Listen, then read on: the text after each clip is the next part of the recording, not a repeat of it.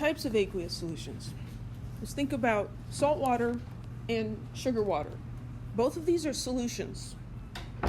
Salt water, as the name suggests, is salt and water mixed together. It's a homogeneous mixture. You can imagine doing this at home. Put a teaspoon of salt in a cup of water, stir it up, right?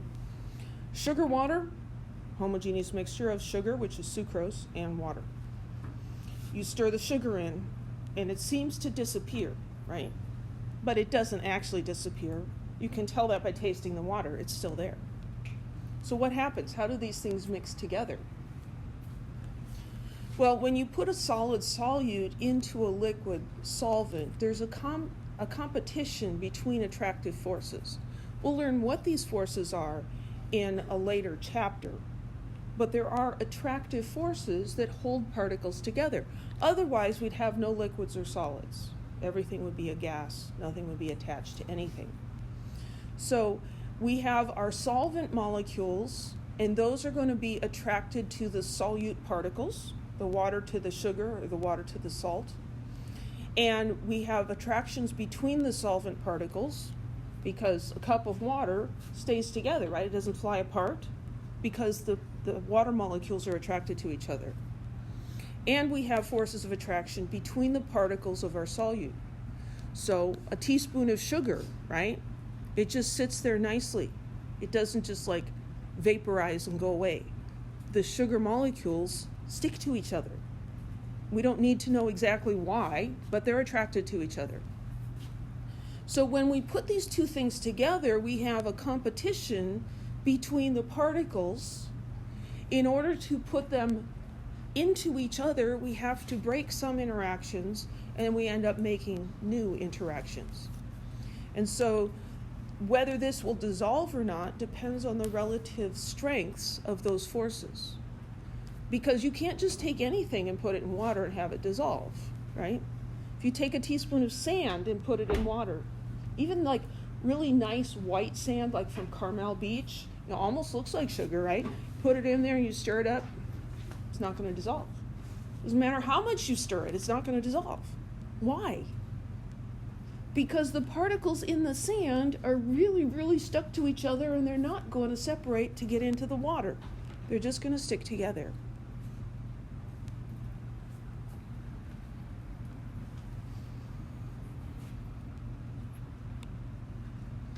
So this is an illustration of a water molecule. It's a little different than the ones we've seen before. Here we have the oxygen atom and the two hydrogen atoms. And they're sharing electrons in a covalent bond, but when you share something, that doesn't necessarily mean you're sharing it equally, right? Have you ever shared the bed with somebody? What happens to the blanket? It gets stolen, right? It's always the other person. None of you are blanket hogs, right? None of you. It's always the other person.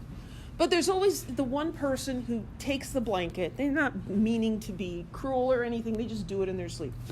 So yes, you're sharing a bed, you're sharing the blanket, but it's not exactly equal. So here, oxygen is a blanket hog. Oxygen hogs the electrons that are being shared. Those electrons spend more time near the oxygen than they do near the hydrogen. And that causes an imbalance in charge. It doesn't make an ion, but there's a little bit of a difference in charge. So this is a lowercase Greek delta. We use delta to represent change in. And so this is a small change. It looks like a D with a posture issue. I see the world in a very weird way. So delta negative. This means it has a partial negative charge. It's not a negative 1 charge. It might be a negative 0.3 charge or a negative 0.1 charge. It's just a little bit of a charge. And then there's a little bit of a positive charge over here. Everybody okay? Yes? So that's called polarized, right? Yes, so these are polar bonds. Yeah. Are there other solvents that behave like water? Yes. Yes. And in chapter 10, I think it is, we're going to learn how we can predict which molecules are polar and which are not polar. Yeah. But things like alcohol, are polar. Something like oil or gasoline is nonpolar, and so it's going to interact with solutes in a different way. When you say alcohol, do you mean like rubbing alcohol or like alcohol, like drinking alcohol? Both, yep. So we're going to talk about the sodium chloride first. So the sodium chloride, we learned sodium chloride is an ionic compound, and so we have sodium ions and chloride ions. The sodium ions have a positive 1 charge, the chloride ions have a negative 1 charge. We also learned about electrical charges, and that opposite charges attract each other, right? So the sodium and the chloride are very much attracted to each other. But the water comes along, and the water's negative end is attracted to the positive cation.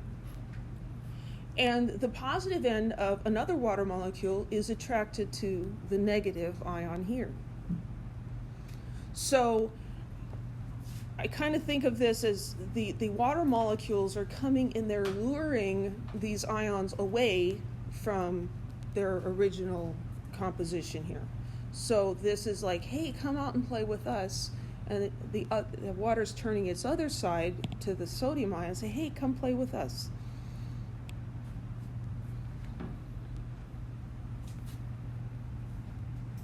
So, of course, one water molecule does not have enough of a charge to make up for the charge, the +1, -1 charge difference that was attracting these to each other. But if you get a bunch of water molecules around this ion, it can make up for or replace the attraction that it felt for the chloride ions. So this sodium ion gets surrounded by water molecules, all turning their negative sides towards it. And the chloride ion is negative, and the positive side of water molecules surrounds that and makes it comfortable. And so the water is able to take away these ions and spread them out into a homogeneous solution.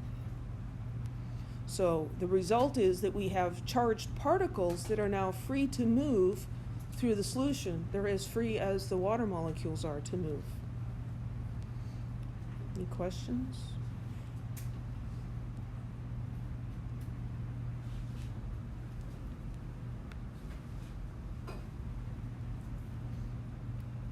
You've probably heard about electrolytes. Probably associate that with sports drinks and not being dehydrated, right? You got to replace your electrolytes, right? Well, what are electrolytes? Electrolytes are substances that dissolve in water to form a solution that will conduct electricity. Well, why do you need those in your body? Because your body uses electrical currents, and your body needs solutions in its cells and around its cells that will conduct electric current. When you exercise and sweat profusely, not just sweating some, but like some serious sweating, like your whole shirt's wet, that kind of sweating. What's coming out of your body? Is the sweat pure water? No, that'd be nice because then it wouldn't stink, right?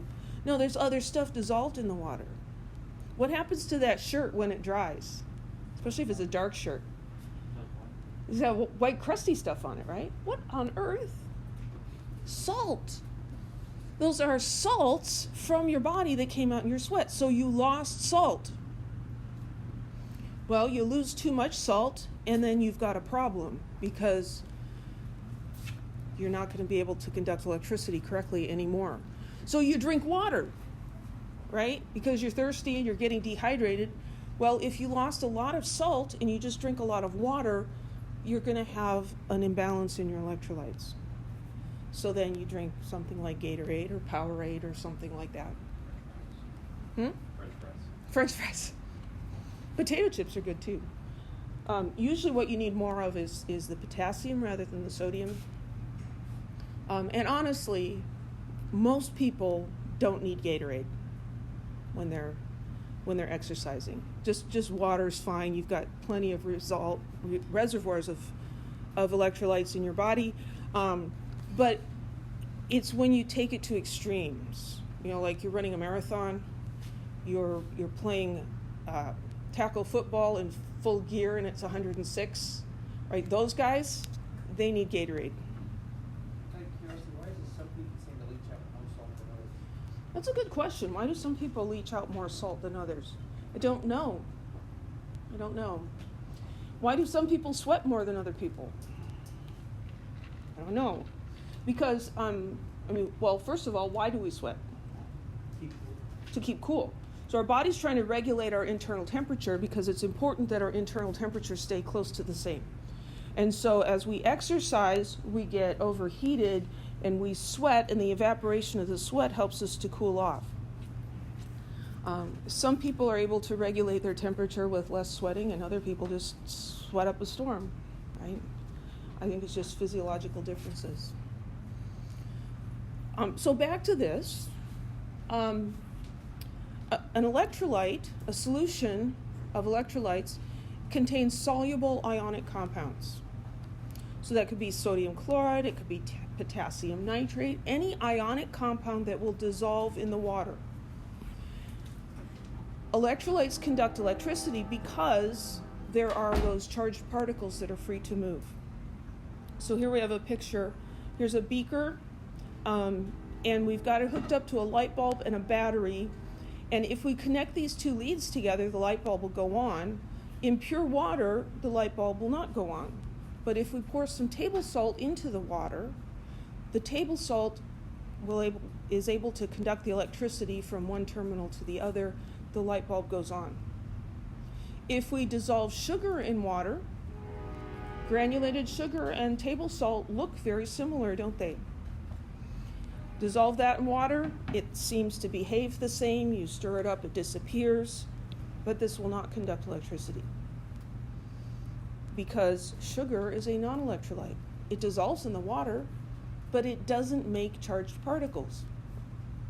Most molecular compounds, when they dissolve in water, they are just molecules, they're not ions, and so they're non-electrolytes.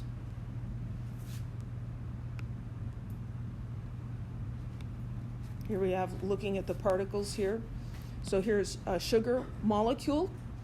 It's oxygens and carbons and hydrogens, and they're all covalently bonded to each other. This is not an ion, it's just a molecule.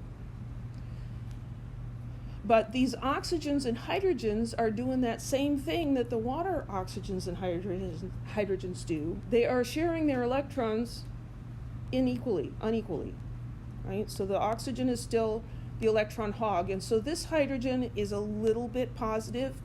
It's going to be attracted to the slightly negative oxygen of a water molecule. The slightly negative oxygen on the sugar is attracted, this slightly negative oxygen is attracted to the slightly positive hydrogen.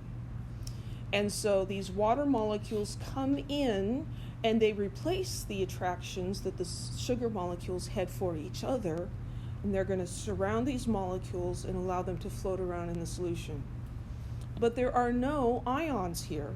There's nothing to carry the electric current. Electric current is a flow of electrons. And so the electrons have to make a complete circuit in order for that light bulb to go on. Well, they're trying to get into this solution. There's nothing that can carry them to the other side. And so the electricity doesn't flow. It's a non-electrolyte.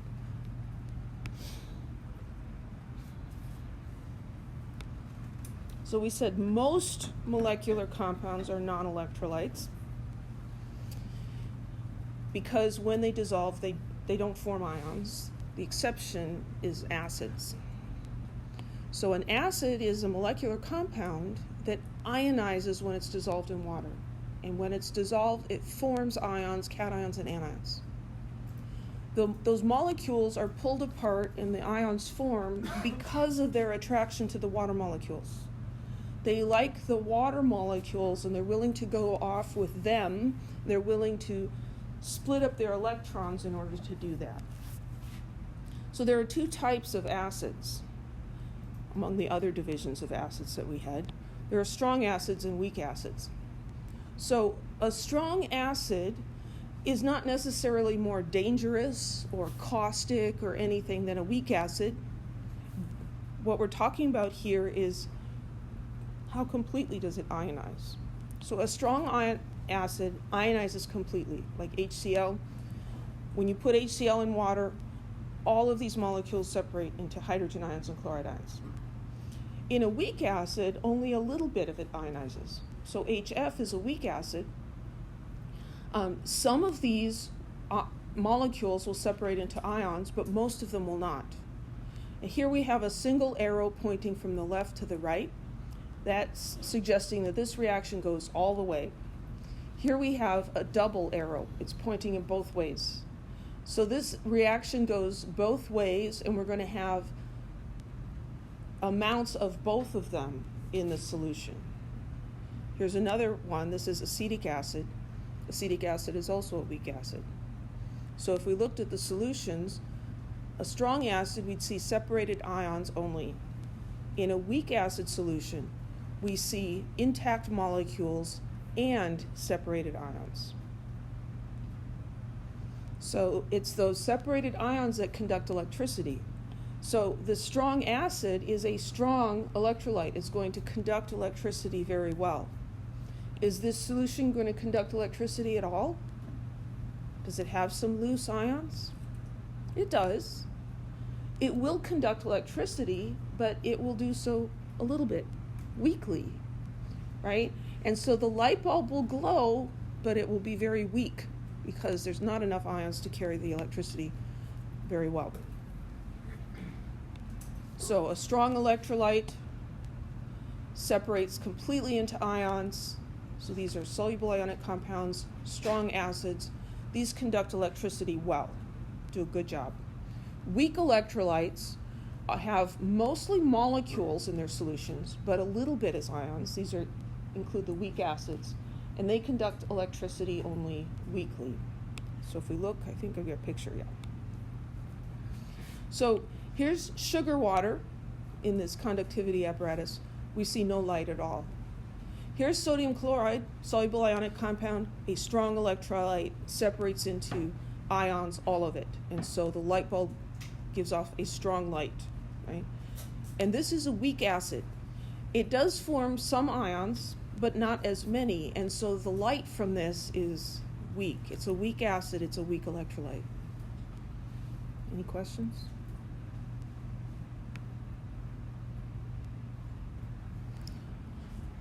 Which of these aqueous solutions will conduct electricity?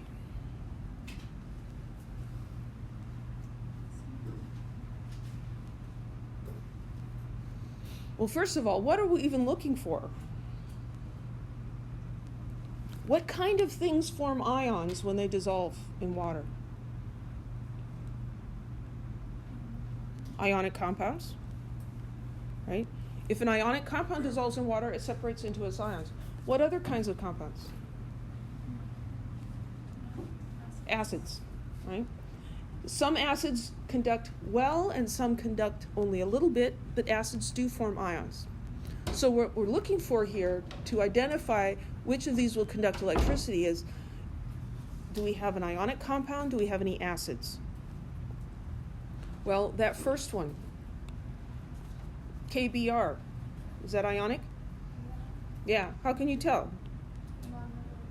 Metal, non-metal. So the same criteria we use to decide how to name this tells us this is an ionic compound. It's going to form ions in solution. It will conduct electricity. What about this one? Is this ionic? No, it doesn't have any metals in it. Is it an acid? No, it doesn't start with H. So that one won't. How about this one? No. Now this one can trick you because it ends with H, and so you might think, well, it's just an acid written backwards. We don't do that, okay? This is actually methanol. It's an alcohol, and it's not an acid. It doesn't form ions. I would expect you to recognize that because it's all nonmetals, and it does not start with hydrogen, okay?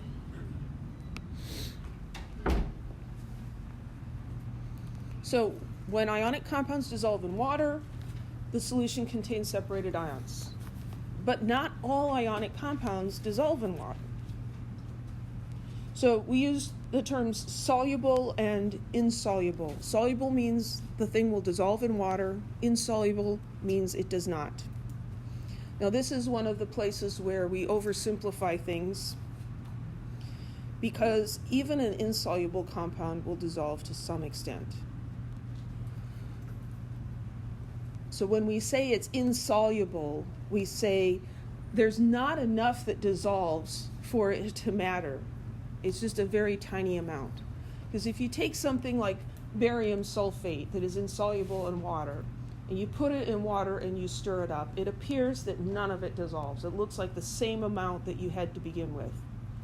Does that mean that not even one barium ion and one sulfate ion went into solution? No, probably one or two, or maybe a dozen or even 1,000 did. But compared to the gazillions that are in there, none of them did. Okay? So we're going to talk about it in black and white, soluble or insoluble, but in the back of our minds we have to understand it's not actually that simple. And this is what I'm just starting to talk to my 1B students about. That's where we kind of break down some of those nice little stereotypes we've set up. So dissociation.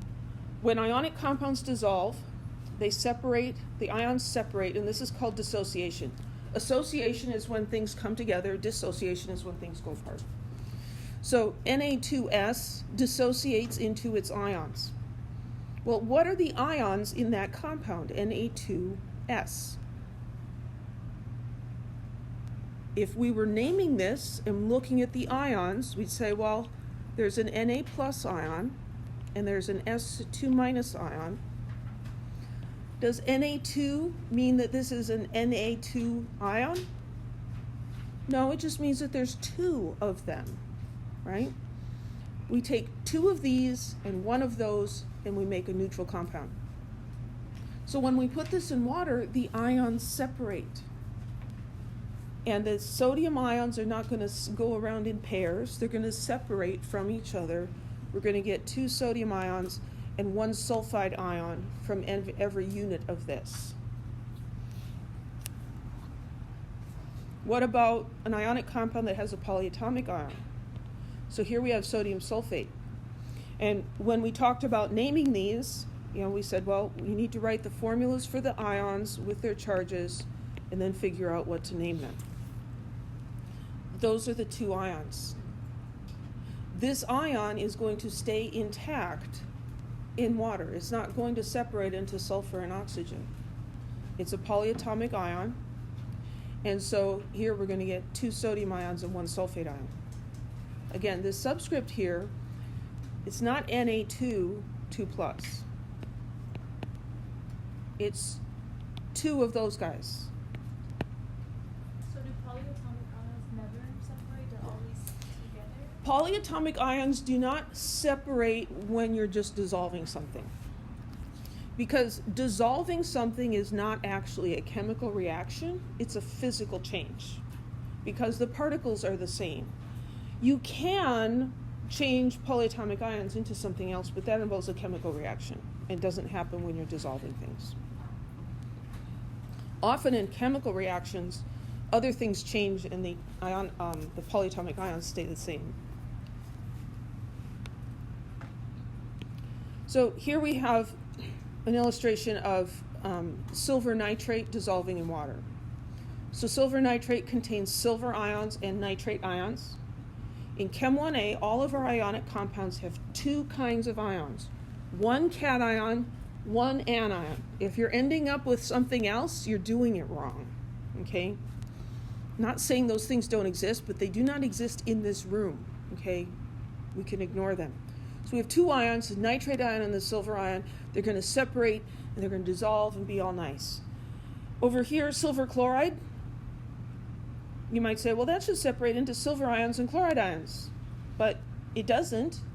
You stir it up, it looks a little bit cloudy, but then it just settles down to the bottom again and won't dissolve. Why does that dissolve and this not? It's complicated. But we say that this is insoluble, that one is soluble. So whether a compound is soluble or insoluble depends on several factors. It's not easy to predict. Like I said, it's complicated. So the best way to do this is to do experiments and see. Try them out. Take the silver iodide and stick it in some water and stir it up. Does it dissolve? Yes or no? Well, thankfully, we don't have to do all of this ourselves this semester because other people have already done this for us and looked at some patterns that were observed and made up some rules to help us predict what compounds are soluble. So this is an empirical method. We're identifying what's soluble and insoluble, not by the theory of why they would dissolve or not dissolve, but just by experiment, that dissolved, this didn't. Empirical. So here's our solubility rules table. And this looks kind of complicated, doesn't it? It's actually not that bad. You see the green and the yellow cards over there on the wall? The green card has a solubility table that's similar to this one, but not exactly the same. So for homework questions, for any exam questions, I want you to use this table because that one is just a little more advanced. It's got some stuff in there that we don't need, and you could come up with conflicting answers. And it's not because one's right and one's not right, but it's because of how the makers of the chart defined soluble and insoluble. So just don't be confused if that one's a little different. This is the one we need to know.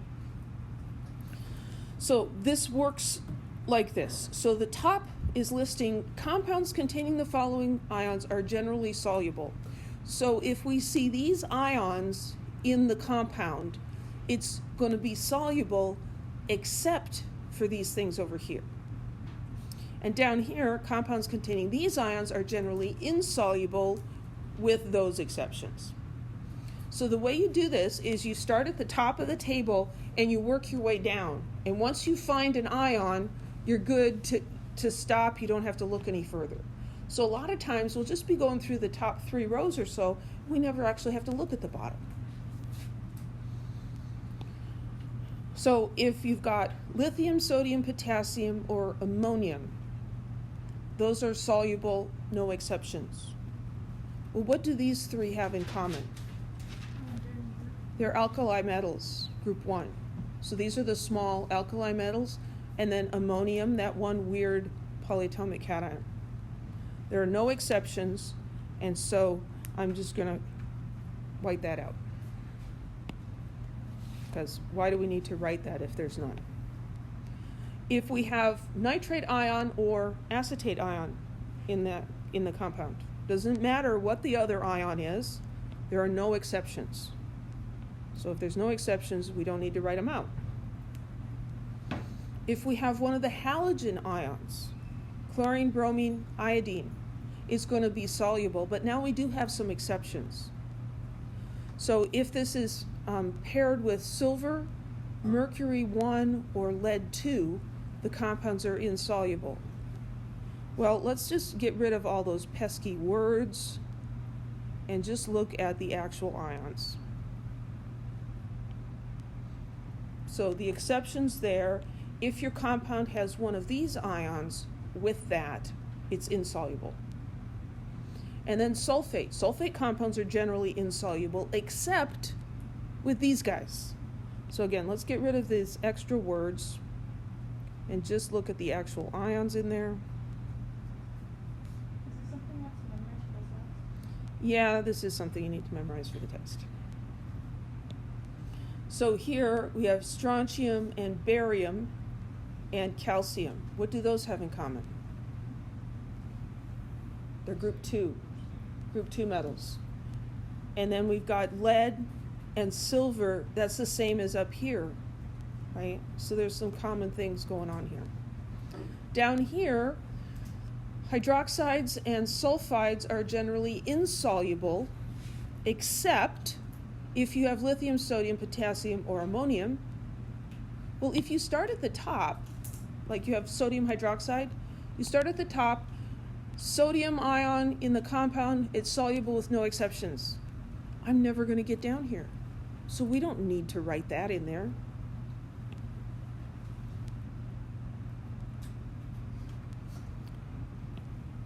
When sulfide pairs with calcium, strontium, or barium, the resulting compound is soluble. When hydroxide pairs with calcium, strontium, or barium, the resulting compound is slightly soluble. So we're just not going to care too much about the difference between soluble and slightly soluble. And so we can just get rid of all this extra stuff. Somehow that's very satisfying. So the exceptions are calcium, strontium, barium.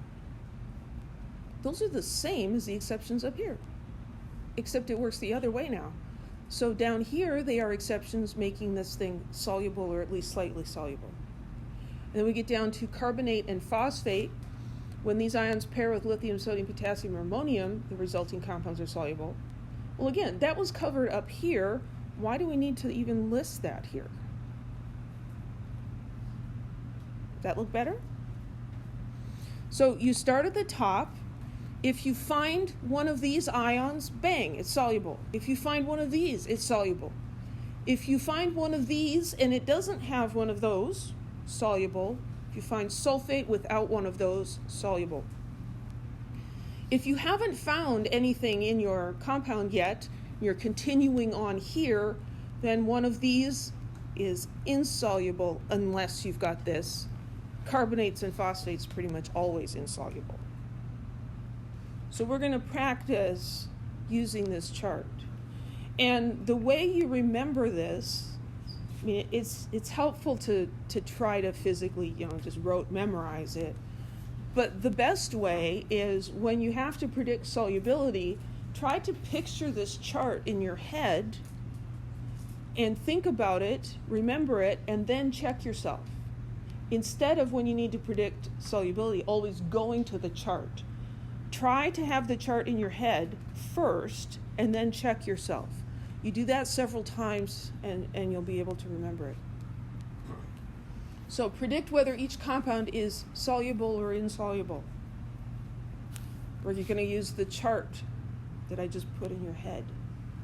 Might be a little fuzzy. I'll help you clear it up. So nickel sulfide. So we're going down from the top of the chart, right? At the top we had lithium, sodium, potassium, ammonium.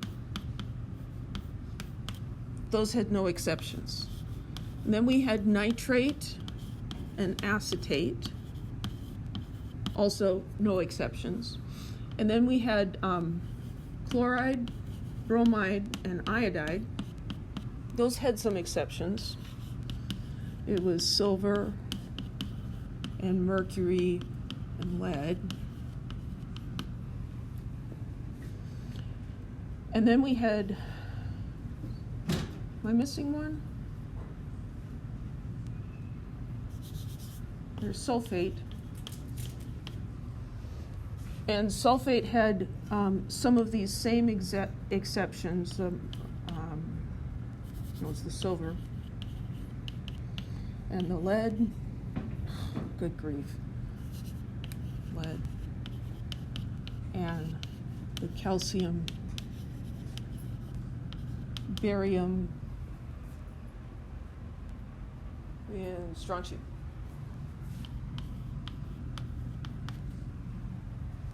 So we've got nickel and sulfide.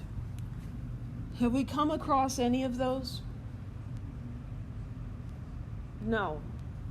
So then we're going to the bottom of the chart where these are mostly insoluble.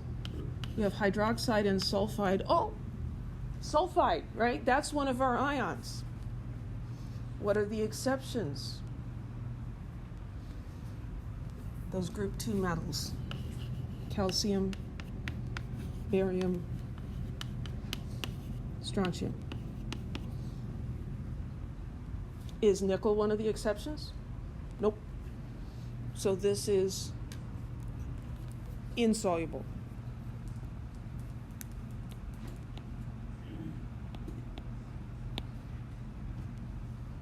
Okay? Magnesium phosphate. We go down the list in our heads. We've got the lithium, sodium, potassium, ammonium, nitrate, acetate, chloride, bromide, iodide, sulfate. None of those yet. We go down here, we go through the hydroxide, sulfide, still nothing. And down here, we get to carbonate and phosphate.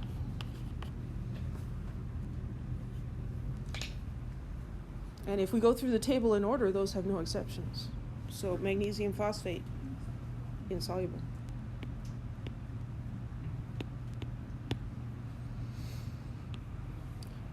How about lithium carbonate? Start at the top. Lithium, first row, right? Generally soluble, no exceptions. We're done. This is soluble. We don't have to look at anything else. NH4Cl. This is ammonium and chloride. Again, ammonium is in the first row. Soluble with no exceptions. So we do not need to look at the rest of the table at all. Yes? But you also have on the third one, you also have a carbonate that's insoluble.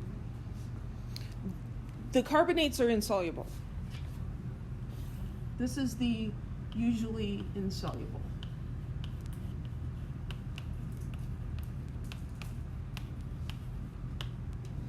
So you have a lithium and a carbonate. Yes.